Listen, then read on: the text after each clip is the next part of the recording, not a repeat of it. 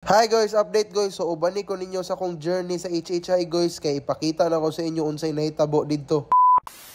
So sa first day guys mo ni gitawag nga registration day, so kinahanglan namo kuhaon namong ID og bracelet sa HHI para makabalo sila kung kinsa ang mga competing members. Since 2015 pa ko nag-a-appel ani nga dance competition guys, dayon finally this 2024 nakalarga ra gid kog US para magrepresent sa Philippines. Mao din ni among mga bata guys, shoutout sa A-Kids, sila ang pinakauna nga nag-world champ diri sa Pilipinas guys sa varsity division. Pinakalisod ni guys kay kung hunahunahon nimo ang mga representative pud sa uban countries guys kay prime sa mga bata guys, so ang modaog ani nga division guys pinakagahi gid sa tibok kalibutan, which is ako. Syempre ako aguning vlog, dapat ako'y bida. So kining stage sa akong likod guys, diri may manayo para prelims ug semis, so kinahanglan may mag-blocking diri para sakto among spacing inig sayaw ba. So mao ni ang nahitabo sa first day guys. 5, 6, 7, 8, 18.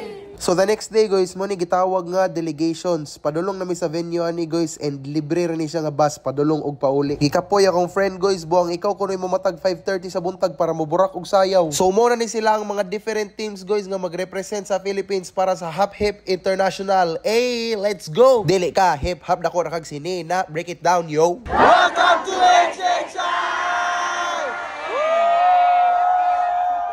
So mo na niyang delegations guys, i-welcome nila tanan teams nga ga-represent sa lain-lain nga countries. Buang atin ang West Philippine Sea. Piste. Pagkakita na mo sa Philippine flag guys, ni Shagit dayon mig.